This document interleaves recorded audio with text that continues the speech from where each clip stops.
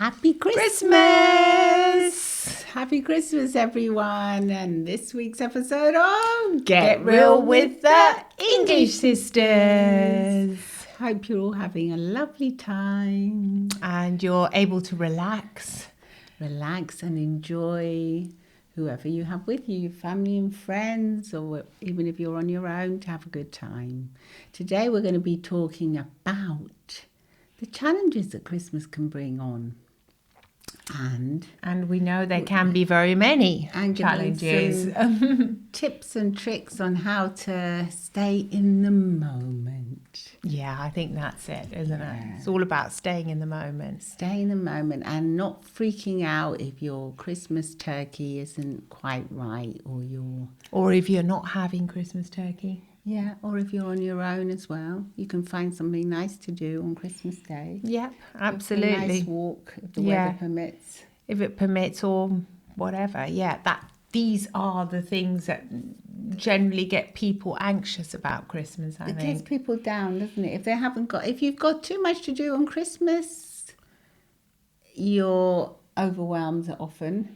Yes. And if you have too little to do, you may feel as if you're lonely or you feel left out, don't you? Yeah, you've got that FOMO that can happen, like you're feeling that you're missing out on something because the rest of the world appears to be having such jolly good fun.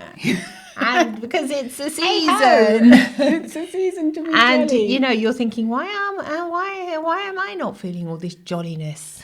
Yeah. And, there are many emotions that come up. You can just enjoy, if you are on your own, you can just enjoy being at home and watching a Christmassy film. Oh, yeah. Or playing a game that you love playing that you normally haven't got time to do. Yeah, of course.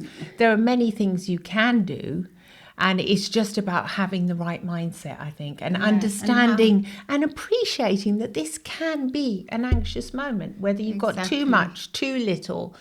But just accepting it, I think, can be helpful. Acceptance, because often you may have a little too much to drink and then you're feeling groggy, and then the next day you might have a fight with someone, an argument. I mean, these are all realities. These of are Christmas, aren't they are, especially if you've got big families that gather together. Which is often the case. And there's lots of situations going on in there. There can be tension. There's people that don't really want to be there that seem to end up coming. There's always that aunt and uncle that bothers you. Yeah, a lot of the times there are people like that you really think, oh gosh, I only see them at Christmas. And but then if you don't see them, you feel weird, don't you? I think so. I remember we used to have an aunt in the family. She's no longer with us, but everyone would kind of dread her. But then if she wasn't there, everyone would say, oh. It's not like Christmas if she's not here. Yeah, because she'd always kick up a bit of a fuss and she was very awkward at times. But imagine. You felt as if you had to invite her because she was on her own and even though it wasn't as pleasant as you would imagine, there was always a bit of a laugh afterwards. Well, I think that's what I mean. The joint community in speaking about her sort of brought people closer together in a way because everyone kind of felt sorry for her. Yeah, everyone loved her. But she was an awkward character because you can't always have that character that's going to be the life of the party. There's always going to be someone that's well, in every dinner party or in any occasion, there is always somebody that's not going to bring, that can see things in a different way and might not be the happiest of people. Or the person that criticises your Christmas meal. That's says, really you common. Could have done that, or why didn't you do this? Oh, but, you bought the turkey. Or you didn't get a turkey. Are we just having ham? Yes. Yeah, the thing is that you have to if you are going to do something, I would advise, if you're going to do something like that's non-traditional, like having ham, just let everyone know that you're having ham in advance. Right. So don't let them turn up. So just say, this is how Christmas is going to be this year. People can be really focused on what they want. If you really want your turkey dinner, just bring it in a Tupperware or whatever. Just bring it because we're going to have ham this year. Because everyone's going to be upset otherwise. Because if they really want that, I mean, it's like the Italians. If everybody really wants turkey and you're making a ham dinner and you don't announce it, you're kind of looking for trouble because people are going to say, "Where's the turkey?" Yeah. But if you tell people you're going to make ham and then they love it, Yeah. What you No, saying you're in right. Italy? No, in Italy on the 24th is tradition to have fish and Yes. everything to do with fish. And so I would never dream of not, just inviting the whole Italian family to my home and just say, no, we're not having fish. I'm cooking some kind Turkey. of turkey or ham. Oh, that would be tragedy. Yeah. I know that. So I just let them all bring their food. And then you don't have to do anything. No, I don't have to do anything, but it's still a lot of people, No, and there is still so much to do. I'm just joking.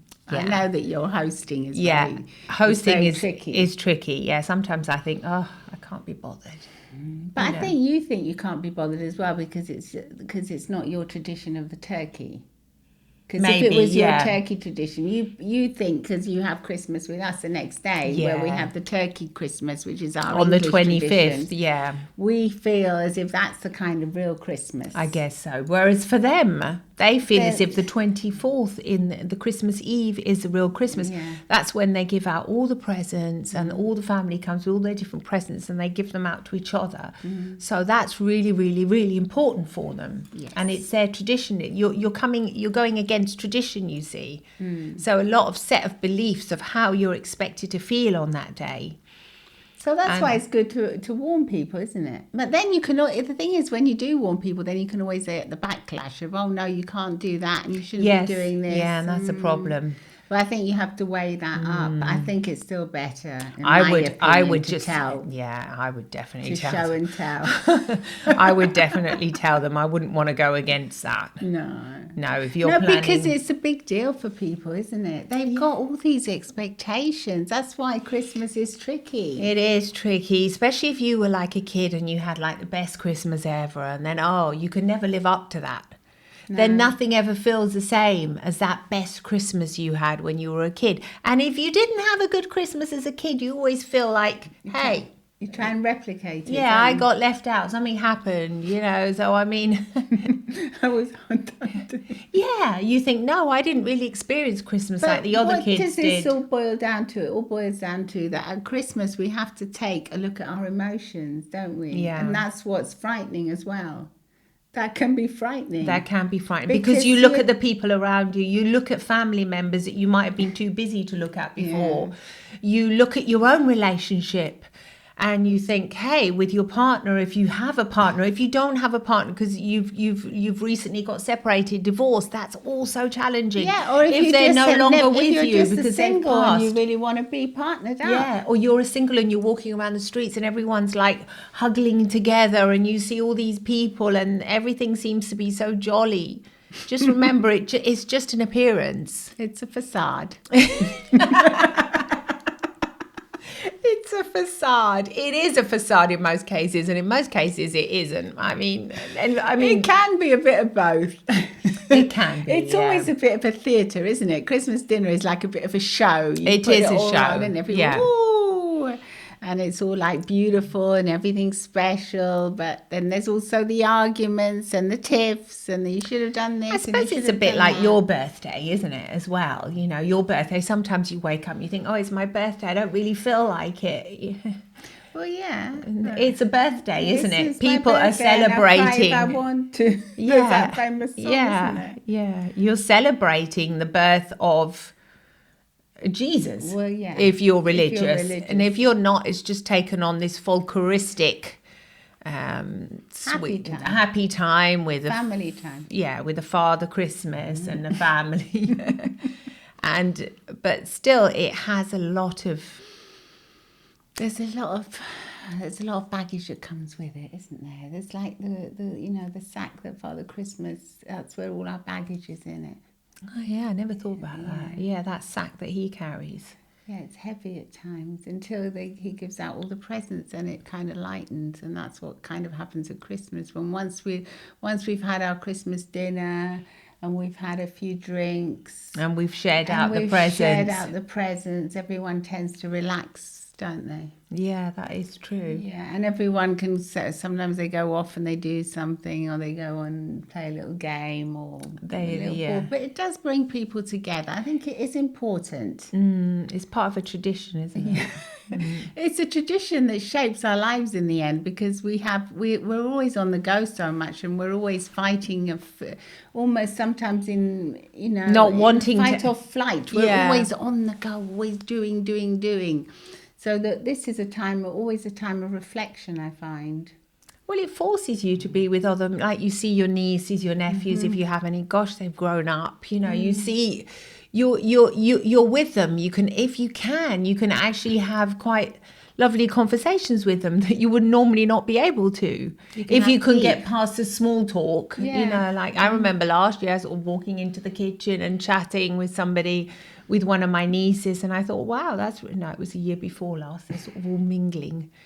But I remember thinking, gosh, I really don't know this person anymore. No, that's sad. She's grown up into a wonderful young woman, and I really don't know her. And I thought about that. And I thought I should get to know her. I should get to know them more, really. But if it's not for then Christmas... It's life, isn't it? Yeah. Life gets in the way. Everyone has their own life. Exactly. That's why it is special to spend these moments. To take the moment. Yeah, to sort of, it's an effort. Enjoy. It's an effort. If you're lucky to have a large family, lucky and maybe not lucky, but if you are and you get on well with them, then it's an effort, but it's worth it, like what you said.